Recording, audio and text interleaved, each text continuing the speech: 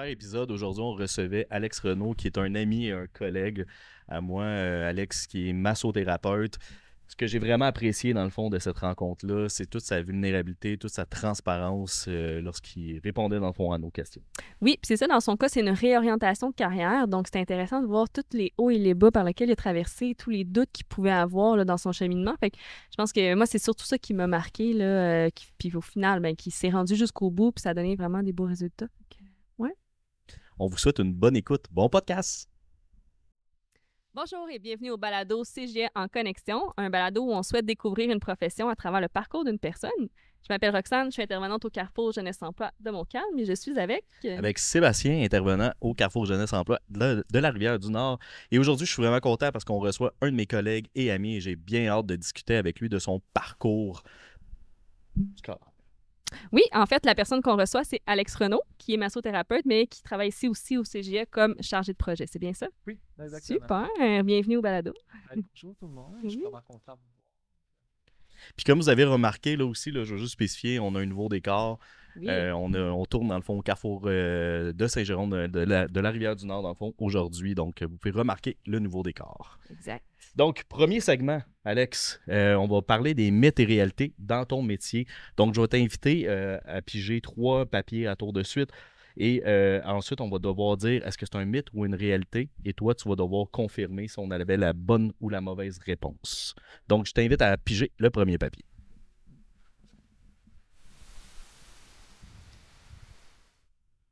La massothérapie sert uniquement à se détendre. Mythe. Mythe, clairement. Ouais. Je pense qu'il y a vraiment des massages qui vont justement plus traiter des choses que juste relaxer, mettons. Là. Oui, Puis- ça, on n'est pas des sauveurs. Mettons, si tu me dis j'ai mal à l'épaule, je vais peut-être pas sauver ton mal d'épaule, mais je vais vraiment détendre. Je vais utiliser plusieurs types de manœuvres. Il y a aussi plusieurs types de massothérapie qui existent. Il y a des pantouses, massage suédois, l'ominomi. Il y a plusieurs types de variétés de massothérapie en fonction des besoins du client.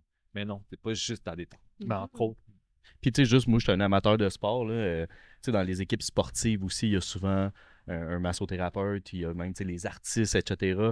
Je pense ceux qui font du travail plus physique aussi. Là, donc, c'est pas juste de la détente, en effet. Là, il y a tellement de types de masso. Là.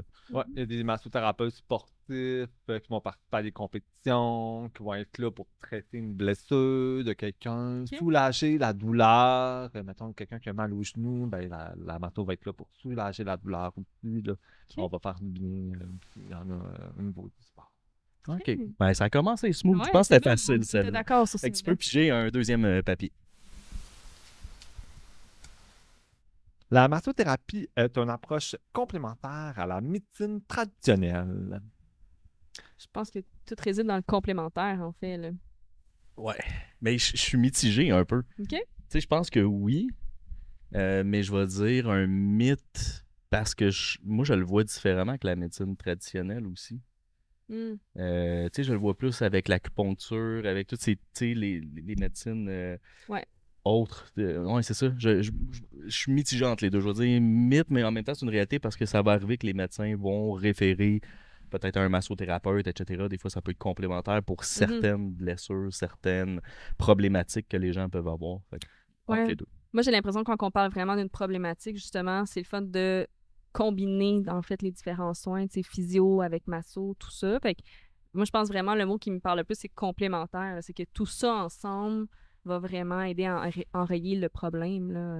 Oui, tout à fait. On est tous des professionnels qui travaillent tous ensemble pour le bien du client. Ouais, Fait que c'est ça ça. se peut que le client soit suivi en physio, comme il peut être suivi en masso, comme en acupuncture aussi, Mhm. pour la même blessure. Puis tout ça ensemble, ça va bien, ça va se traiter ensemble, puis ça va bien, moi je pourrais dire ça, traiter la blessure, si on veut. Mhm.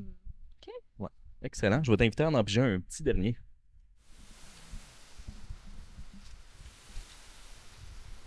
Il faut suivre une formation reconnue pour pratiquer légalement la massothérapie. Oui, moi, je dirais C'est un peu facile, ça. Je veux dire, Ouais. réalité, là. Tu sais, c'est beau des massages, là, mais là, massothérapie, tu sais, il y a vraiment le mot thérapie dedans qui, pour moi, est important. Tu sais, c'est là que ça vient traiter vraiment quelque chose. Fait que oui, ça prend une formation. Puis sais, je pense que tu peux aggraver certaines blessures, tu peux aggraver, tu sais, certaines problématiques aussi. Le corps, c'est quand même complexe, là. Mm. Puis, tu sais, juste, tu sais, je sais qu'il y en a, mettons, tu sais, qui font des massages juste de pied. Mais, tu sais, des fois, le pied va être relié avec ton mot de tête, qui va être relié avec d'autres choses. Fait que, tu sais, des fois, on peut toucher à, tu sais, c'est ça. Sans le savoir, on peut amplifier, dans le fond, les douleurs. On peut amplifier, dans le fond, peu importe là, ce que la personne ressent, là. Fait que, clairement, Ça prend une c'est réalité. formation, là. Ouais. Ouais. Le corps est vraiment relié ensemble, hein? Fait que tout a un sens d'être, tout a une raison d'être aussi. Puis, pour ma part, moi, j'ai été dans une école accréditée par la Fédération québécoise des massothérapeutes. OK. C'est pas toutes les formations qui ont des écoles accréditées. Parce que quand tu finis ton cours, tu dois, dans le fond, t'inscrire dans une assurance, OK. une compagnie. Mon Dieu, je recommence. Dans la FQM, Fédération québécoise des massothérapeutes. C'est comme une fédération, c'est comme un regroupement Ouais, c'est ça. de massothérapeutes. Merci. Un regroupement de massothérapeutes. Puis il y en existe plusieurs au Québec. OK. Puis, c'est pas tous les regroupements de masso qui ont des écoles accréditées. Fait que des fois, tu peux aller dans une école, puis c'est facile pour toi d'aller chercher un regroupement parce que la FQM, par exemple, ont des écoles accréditées. Fait que moi, je suis allé dans une école accréditée. Puis, il y a d'autres écoles qui ne sont pas accréditées. Puis, c'est plus difficile des fois de trouver un regroupement finalement. OK, je comprends. Fait que ça dépend des Fait que c'est écoles important. auxquelles que tu vas. OK. Tu sais, quand on choisit la formation, justement, si on s'en va dans ce domaine-là, de surveiller ça, là, s'assurer que l'école soit accréditée, là, Oui. finalement. Exact. OK. Ça trouve plus de portes. si on OK, veut. je comprends. Est-ce qu'il y a des coûts reliés à ça? Dans le fond, pour faire partie du regroupement, est-ce que tu dois payer, mettons, à chaque année? Est-ce que tu as un nombre d'heures que tu dois faire, dans le fond, pour être accrédité ou... Ben, pour être accrédité, il faut que tu aies un minimum de 400 heures de formation en massothérapie. Ok. Ça, on appelle ça le niveau 1. Et après, tu vas pouvoir être accrédité dans un regroupement, si on veut. Puis oui, il y a des frais annuels qui sont reliés à ça. Là, on parle autour d'un 150 $ par année pour être membre d'une Ok. association de Ouais, c'est ça. massothérapeutes. OK. Puis il y en a plusieurs. Puis ils ont tous leurs prix différents, mais la fédération, la FQM, c'est à peu près 150 $. Fait que dans le fond, quand nous, en tant que client, on va se faire un massage, un traitement, ben on peut surveiller ça, j'imagine. Tu sais, est-ce que la personne fait partie d'une association? Tu sais, ça nous indique, OK, ben probablement qu'elle a une formation qui fait du sens là, avec ce qu'elle va faire comme traitement, par exemple. Oui, puis aussi, c'est plus au niveau des assurances. Ok. C'est pas tous les regroupements de massothérapeutes qui acceptent toutes les assurances. OK. La FQM, je donne par exemple, nous, si on reçoit un client qui est avec Canada Vie, par exemple, Ah, OK, je comprends. ben, la FQM fait pas partie de Canada Vie. Pour Canada Vie, ça prend 1000 heures de formation Oh, OK. pour que le reçu d'assurance soit remboursé par l'assurance. Oh, quand même, OK. Fait que des fois, il faut faire attention, mais la FQM, c'est la fédération où est-ce qu'il y a le plus de compagnies d'assurance OK. qui Accepte sont les admissibles. remboursements. Ouais, ça, OK. au remboursement. OK, je comprends. Fait que ça aussi, il faut vérifier aussi là, à ce niveau-là. Là. Des fois, il y a des compagnies d'assurance qui demandent un minimum de 1000 $. Il y en a d'autres, c'est un minimum de 500 $. Fait que, de 400 $, pardon. Fait qu'il faut vérifier ça, c'est important. OK. Puis peut-être que vous n'avez pas remarqué, là, mais Alex, dans le fond, il vit avec une sourdité. Fait que j'aimerais ça que tu me parles de ton parcours scolaire. Comment ça s'est passé? Tu sais, ton parcours en général, mais aussi en plus avec ta sourdité. Comment tu t'es adapté? Tu sais, au secondaire, puis après ça, ton choix de carrière, comment ça s'est dessiné, puis comment ton changement de carrière aussi est arrivé dans ta vie, puis comment tu l'as dealé, dans le fond, avec tous ces obstacles-là. Ben oui, moi j'ai une sourdité neurosensorielle sévère à profonde. Fait que je porte des appareils auditifs pour mieux entendre. M'entendre, ça veut pas nécessairement dire comprendre. OK. Fait que j'ai besoin de la lecture labiale pour valider l'information, pour comprendre l'information. Parce que mes appareils sont pas assez puissants pour mon degré de sourdité OK. pour être en mesure de juste me fier à l'ouïe pour pouvoir communiquer. Fait que j'ai besoin d'un support visuel. Dans mon cas, c'est la lecture labiale. Mais il y a d'autres personnes sourdes que eux, c'est les Les signes. Donc, la langue des signes à ce moment-là. Mais moi, la leçon labiale, ça va. me va. OK. Mon parcours scolaire, ben, j'ai fait mon secondaire en 5 ans. Ben, en fait, les 3 premières années, secondaire 1, 2 et 3, j'étais au régulier. OK. Et j'avais des défis scolaires parce que j'assumais pas à 100% ma sourdité. Donc, je n'allais pas chercher les ressources qui pouvaient m'être nécessaires pour moi, finalement. Donc, je voulais pas vivre d'intimidation, la part du jugement et tout. Fait que je me suis auto-organisé, si on veut. J'avais des interprètes qui venaient en classe, qui interprétaient finalement OK. l'enseignant. Mais tu sais, j'aurais eu droit à avoir plus de temps pour les examens, chose que je n'ai pas pris. J'aurais eu droit d'avoir un preneur de notes, chose que j'ai pas pris. Tu sais, il y avait plein de droits que j'aurais pu avoir pour OK. pouvoir m'aider dans mon parcours scolaire que j'ai pas utilisé. Donc, quand il est arrivé en secondaire 4, je me suis retrouvé dans un cheminement particulier qui faisait en sorte que je faisais mon secondaire à mon rythme, finalement. Et j'ai fini dans les délais mon secondaire 5 parce que cheminement particulier, tu fais ton secondaire, mais plus rapidement, puis à ton rythme aussi. Après ça, j'ai fait un DEP c'est complètement, comment je pourrais dire ça? C'est complètement différent de ce que j'aurais pensé, mais j'ai fait un DEP en conduite et machinerie lourde OK. à Mont-Laurier. Grosse manuelle, là. Ouais. Et abattage et passage j'ai pas. C'était un combo. Ben en fait, je regardais la liste des DEP, puis je savais pas qu'est-ce que je voulais faire. Tu sais, je sortais du secondaire, puis je savais pas quoi faire. Fait que là, j'ai vu ce DEP-là, j'étais comme, il a l'air intéressant, je vais aller voir. Puis finalement, je me suis inscrit, j'ai été accepté, je suis déménagé à Mont-Laurier. C'est un cours de 9 mois. OK. Puis j'ai fait la formation, ça s'est super bien passé. J'ai bien réussi les cours. Et quand je suis revenu à la maison, puis là, je me suis mis à chercher un emploi, ben, il n'y avait pas personne qui voulait m'embaucher, puis je comprenais pas pourquoi. Puis là, j'ai fini par comprendre. Parce qu'en construction, tu dois faire un minimum d'heures pour avoir tes cartes de construction. Ouais. Puis, je me souviens plus c'est quoi exactement, mais je pense que c'est assuré par la compagnie pendant ce minimum d'heures-là. Puis, en raison de la sourdité, mais les employeurs qui avaient peur de m'embaucher parce que c'était quand même un risque. Fait que là, j'ai fait comme, bon, ben, OK, t'as pas fait pour moi. Puis, tu sais, j'étais pas fâché parce que j'ai passé une belle expérience à Mont-Laurier. Ça a été une belle expérience. C'était le fun, là. Puis après ça, j'ai travaillé dans un Costco plusieurs années. Puis à un moment donné, je suis allé dans un Carrefour Jeunesse Emploi. Et j'ai rencontré Nadia, qui est une conseillère en orientation. Puis là, je lui ai dit, hey, je veux pas finir ma vie au Costco. Je sais pas qu'est-ce que je vais faire de ma vie. J'aimerais ça retourner aux études, mais avec mes difficultés que j'avais au secondaire, ben le cégep, ça me faisait peur. Puis Nadia m'avait dit, ben, si tu ne l'essayes pas, tu ne sauras pas. Fait que j'ai dit, OK, elle peut commencer avec 2 cours, puis tu vas voir comment ça se passe. Puis au cégep, les cours de base, français, anglais et philosophie, sont en groupe, en cheminement particulier, si on veut, puis c'est juste des sourds.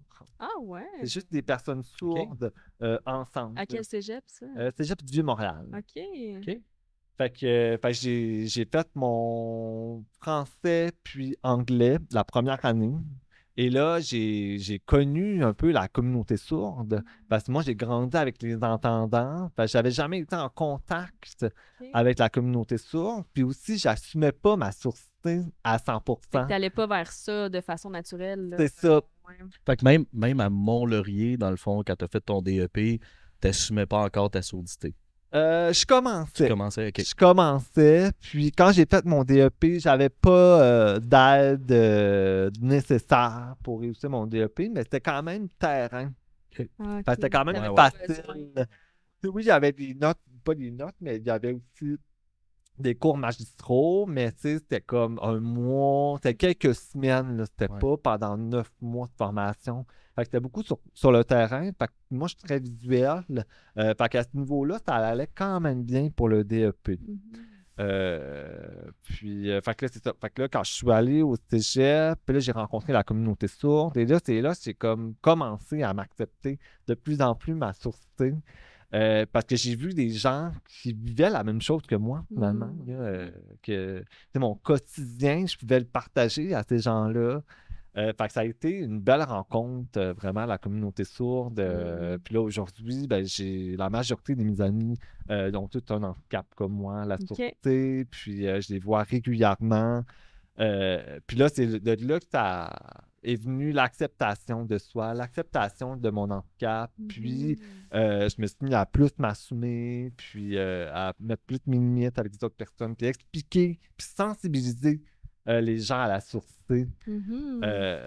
Donc, puis là, c'est ça, mon parcours collégial a débuté par ces deux cours-là. Puis là, j'ai super bien réussi mon niveau 1 de français puis mon niveau 1 d'anglais. OK. Et Ça t'a là, rassuré, j'imagine, là, de voir que ça t'a rassuré de voir que tu réussissais bien. Ah oui, vraiment. Puis j'avais quand même des bonnes notes. Là. OK. J'étais étonné de moi-même. Fait que là, je vais aller voir une conseillère d'orientation au cégep. Là, j'ai expliqué un peu mon parcours. Je savais pas trop ce que je voulais faire. Je voulais aller en intervention. OK. Je voulais être éducateur spécialisé pour les personnes sourdes. Fait que là, je me suis inscrit au programme d'éducation spécialisée au cégep du Montréal. Puis c'était un programme qui est très contingenté. Puis moi, avec mes notes au secondaire, que tu sais, je passais tout le temps à la limite, ben ça a été plus difficile. Puis au troisième tour, ben, en fait, au deuxième tour, je me suis réessayé au programme d'éducation spécialisée. J'ai été refusé. Et au troisième tour, j'avais tenté en loisirs, en gestion et intervention en loisirs au cégep de Saint-Laurent. OK. Et on m'a accepté. Fait que là, j'ai commencé ma technique en loisir, mais je n'étais jamais certain encore. Là, si j'allais faire la technique au complet, j'étais vraiment, je disais, je vais prendre 4 cours, puis on va voir. Puis finalement, je suis tombé en amour avec la cohorte, les enseignants, le cégep, parce que ils voulaient s'assurer que j'étais bien dans mes cours, ils voulaient s'assurer que j'avais toutes les ressources nécessaires. Puis il était présent pour moi, puis j'étais comme wow, c'était que de la bienveillance, puis j'étais comme wow. Ça m'a donné envie de continuer parce que j'étais bien encadré, parce que j'avais les services nécessaires pour. Fait que j'ai fini mon cégep, puis je l'ai fait en 4 ans. OK. J'ai fait un stage à l'international aussi, Wow. mon stage final à Toulouse. Fait que j'ai vécu des belles expériences vraiment par le cégep. Puis après ça, j'ai travaillé dans le milieu municipal. J'ai fait à peu près 4 ans dans le milieu municipal. C'est un milieu qui m'intéressait moins 4 ans plus tard. J'avais plus d'intérêt. J'avais envie de contribuer dans le milieu communautaire. Puis, fait que j'avais vu l'emploi au Carrefour Jeunesse Emploi à Saint-Jérôme. J'ai passé l'entrevue, ça s'est super bien été. Donc, on m'a offert un poste de chargé de projet. Je rentrais en janvier 2023. Et en juillet, il y a eu des coupures au Carrefour. Ben, tous les Carrefours ont été touchés par ces coupures-là. Donc, on m'a annoncé que mon poste allait être coupé. Et là, j'étais comme, wow, moi, je me voyais au Carrefour pour toujours. Puis finalement, j'ai fait, bon, qu'est-ce que je fais? Puis là, j'ai appris la nouvelle le mercredi. Puis le lundi, j'avais un rendez-vous en massothérapie. OK. Et pendant le massage, j'étais pas dans la détente, là. Pas tout, là. J'étais dans ma tête, j'étais comme, oh mon Dieu, je pourrais tellement faire ça. Ah comme ouais? métier. Wow. Parce que je voyais aussi, c'est ma sûreté. Des fois, ça peut être un défi dans le milieu de travail, dans un groupe. Il y a des défis, puis ces défis-là, des fois, sont épuisants. J'essayais de voir qu'est-ce que je pourrais faire comme métier qui serait moins épuisant, qui serait plus adapté à ma condition. Fait que là, je me suis renseigné sur la masso, puis j'ai vu qu'il y avait une école à 2 minutes de chez moi qui était accréditée, comme je disais au début. Fait que là, je me suis renseigné sur les coûts, je me suis renseigné sur quand ça commence. Et là, je vais être comme, ah, bon, ben, let's go. Ça pourrait être ça. Allons-y. J'ai sauté dans le vide. Je savais pas si j'allais aimer ça. Je savais pas si le métier en tant que tel, c'est le après, si j'allais aimer ça. J'étais comme, non, je vais prendre soin de moi. Je saute dans le vide, puis on verra. Puis entre le moment où tu t'es dit, ah, ça pourrait être ça, tu sais, pendant que tu as le massage, puis que tu as finalement commencé, tu sais, comment ça s'est passé cette période-là? Ça a-tu été long? Y a-tu eu des doutes de comme, qu'est-ce que je fais là? Ou, tu sais. Ben oui, parce qu'il y a quand même des coûts qui sont reliés à la massothérapie. Tu sais, au niveau 1, quand je tendance, c'est à peu près 6 500 $. Fait que c'est quand même assez Oui. dispendieux. Fait que là, je me remettais en question. Si, mettons, je garoche-tu mon argent dans le vide, puis finalement, Ouais, c'est ça. Ça pas aimer donnera ça. rien, ouais. Exact. Mais finalement, non, j'ai poursuivi, puis je suis allé jusqu'au bout, j'ai fini mon Wow. cours, puis je suis tombé en amour, encore une fois, avec les enseignants, la Mm. cohorte. Puis aussi, t'as toute de la bienveillance, t'es s'adapter avec ma source, tout ça, puis j'ai fait wow. Mais, Mm. puis tu sais, ça fait 2 fois que tu le nommes, ça. Tu sais, que la bienveillance, que les gens. Mais moi, j'ai plus l'impression c'est que toi aussi, tu t'es donné le droit de recevoir ça. Mm. Tu sais, je sais pas si je me trompe, mais tu sais, j'ai l'impression que c'est au moment où tu as commencé à À l'accepter, ben, tu t'es rendu compte finalement que tu pouvais recevoir. Puis, tu sais, ma question, c'est dans le fond, tu as dit que tu voulais choisir un métier qui allait répondre à tes besoins en lien avec ta surdité. Est-ce que justement, quand tu as fait ta formation, ça t'a rassuré ou tu as fait wow, ok, attends un peu, Il y a là. des Tu sais, il va défis, falloir qu'il y ouais. a des défis aussi, c'est épuisant aussi, ou Mm. justement, tu t'es senti vraiment là, à la bonne place. Là. Quand j'ai fait la formation, oui, à 100%, vraiment, je me suis senti vraiment à bonne place, je me sentais bien, puis ça m'a beaucoup rassuré avec tous les cours qu'on avait aussi. C'est 8 mois de formation pour un 400 heures. Puis moi, ça a donné, c'était les lundis et les mardis. Puis tu sais, on apprend l'anatomie, on apprend le fonctionnement du corps au complet, là, tu sais. Fait que on apprend aussi toutes pas les cancers, mais toutes les blessures que tu peux avoir, les maladies que tu peux avoir. Fait que tu sais, c'est quand même très chargé comme cours. Puis ça me faisait peur. Puis je m'étais dit, moi, l'anatomie, là, zéro, là, zéro, là. Tu sais, je m'y connais rien là-dedans, là. C'est, là, moi, un bras, il y a un os dedans, puis un muscle, là, ça finit là, là.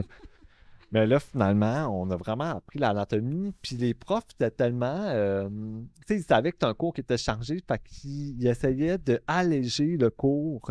Puis, fait des fois, c'était un cours théorique, puis on faisait de la pratique. Ouais. Fait qu'on manipulait, fait qu'on apprenait, mettons, les os, les muscles, les articulations du bras. Mais après ça, on manipulait, fait qu'on était capable de faire, ok, c'est clair, l'association. Exact. Fait que non, ça s'est bien passé à ce niveau-là, la formation. Okay. Puis ton plus gros défi, mettons, ça a été quoi dans tout ce changement-là? Ben, le retour aux études, tu sais, à 34 ans, retourner aux études, à apprendre par cœur l'anatomie, justement, je pense que ça a été mon plus gros défi.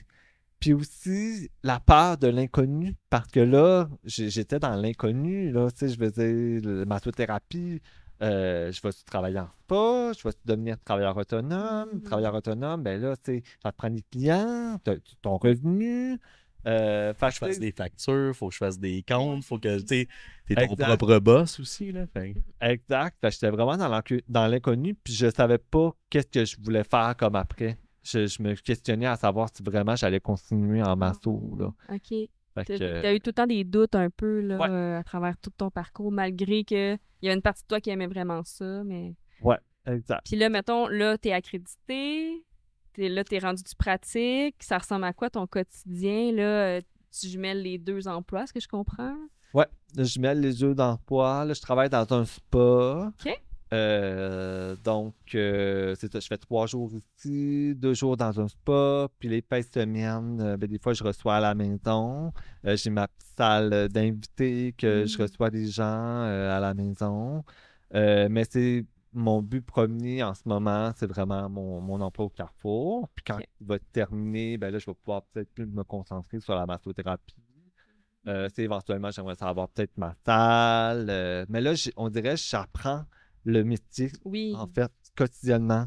Tu sais, les spas, le spa, tu sais, ça me permet de toucher à différents corps. Ouais. Parce que quand je reçois des gens à la maison, mais souvent, c'est comme des amis ou l'ami comprends. d'une amie. Il y a un lien qui vous rattache. Là. Exact. Tandis que là, c'est des inconnus. Fait que ça me permet de toucher à des corps différents. Mhm. Puis de répondre à des besoins différents aussi qui me permet d'avoir comme plusieurs activations, si on veut. Là, ça va être plus facile que quand je vais arriver à faire à mon compte avec ma salle, ben, je vais peut-être être capable d'intervenir avec les différents corps. Ouais. C'est de l'expérience au bout de la ligne, tu sais, que tu prends. Oui. là.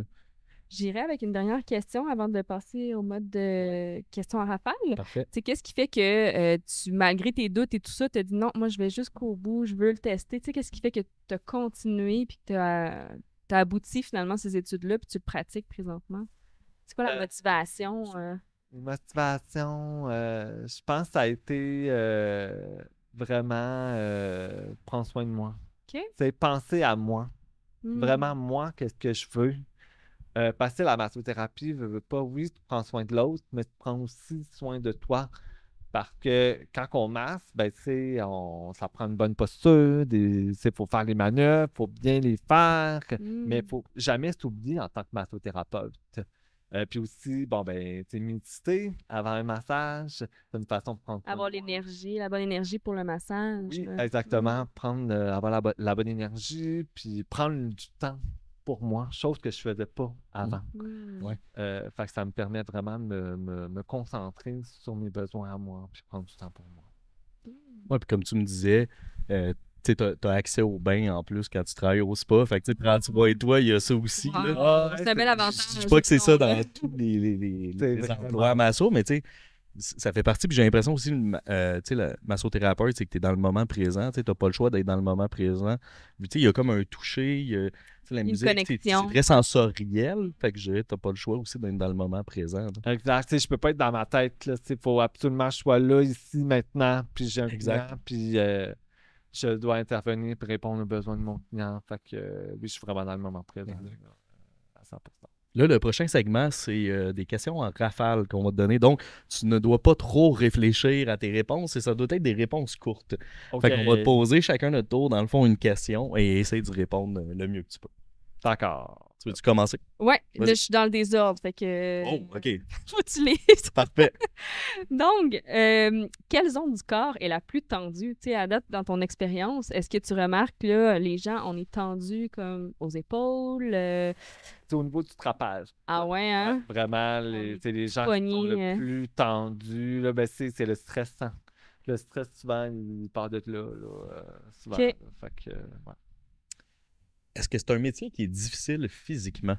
Oui, si tu n'as pas les bonnes postures, les bonnes façons de faire tes manœuvres, ben, tu es plus à risque de blessure. Puis après ça, ben, là, tu finis ton message, puis là, tu as mal à quelque part. Fait qu'il faut vraiment, tu t'assures d'avoir la bonne posture pour faire la bonne manœuvre de la bonne façon. Une bonne habitude que tout le monde devrait adopter, tu sais, qui fait que justement on se blesse ou est-ce que tu dirais justement à l'ordinateur quand on travaille à l'ordi, est-ce qu'il faudrait se positionner d'une bonne façon? Tu sais, qu'est-ce qu'on pourrait adopter comme habitude qui éviterait qu'on soit blessé ou... Ça serait l'activité physique. OK. Faire de l'activité physique, c'est pour vrai, ça réchauffe ton corps, puis ça te permet d'être plus flexible. OK. Ça te permet d'être bien aussi à l'intérieur de toi. Fait que moi, ça serait vraiment l'activité physique puis les étirements, évidemment. Là. C'est quoi un bienfait sous-estimé des massages? Tu sais qu'on parle pas nécessairement. Ben, prendre soin de soi. Tu sais, Ok. je veux dire, c'est tout simple. Là. Tu sais, les gens, on a tendance à s'oublier. Puis, Ouais. tu sais, je veux dire, on est dans la routine, les enfants, l'horaire chargé, la fin de semaine, tout organisé, le travail et tout, le stress. Fait qu'on oublie de prendre soin de soi. Fait que la massothérapie, ça permet de se recentrer puis prendre soin de soi, prendre du temps pour soi. C'est vrai. Puis on va y aller, dans le fond, je vais y aller avec une dernière question. Je veux savoir si une personne, quelqu'un qui regarde le podcast, voudrait faire le même parcours que toi, voudrait aller étudier en massothérapie. Qu'est-ce que tu lui dirais? Ben, je lui dirais, vas-y, va de l'avant, va jusqu'au bout. Puis si t'es pas sûr, c'est pas grave. Tu sais, je veux dire, dans la vie, on n'est pas tout le temps sûr sur tout ce qu'on fait. Puis, tu sais, ça se peut qu'après ça, tu fasses le cours, puis tu fasses comme, ah, j'ai vraiment mis 6 500$ dans le vide. Ben oui, puis c'est pas grave. T'apprends tellement dans ce cours-là. Tu grandis tellement en tant qu'individu dans ce cours-là. Moi, j'ai grandi, on dirait que j'ai vieilli 20 ans là, dans Ah ce ouais. cours-là. C'est fou comment que tu grandis, puis c'est fou comment que tu apprends des choses sur l'humanité, en fait. Tu apprends des choses sur le corps, sur le pourquoi la personne a mal à tel endroit. Ça a toujours un lien, le pourquoi qu'elle a mal à tel endroit, pourquoi qu'elle a telle maladie, ça a toujours un lien. Puis ça part toujours de quelque part. Puis c'est ça que tu apprends dans ce cours-là. Fait Quand que, même. vas-y, have fun. Puis j'en ai ton premier choix, c'était éducateur spécialisé. Ouais, Puis ce que tu viens de nommer, c'est un peu ça aussi. Ouais. ouais. Fait que Vraiment. c'est ça, c'est de prendre soin des autres et prendre soin de soi aussi. Mm. Merci, Alex. Merci beaucoup. Merci d'avoir C'est vraiment participé. intéressant. Hein? Merci Puis, d'avoir invité, pour vrai. Puis est-ce qu'on peut te suivre à quelque part? Est-ce que les gens peuvent aller voir ta page Facebook, Instagram? Est-ce qu'on peut Oui. aller te suivre à quelque part? J'ai une page Facebook qui s'appelle Alex Masso. Puis là, c'est comme être dans les débuts parce que je commence en masso, mais vous pouvez aller me suivre sans souci, puis vous allez pouvoir me voir apparaître dans des vidéos ou des photos.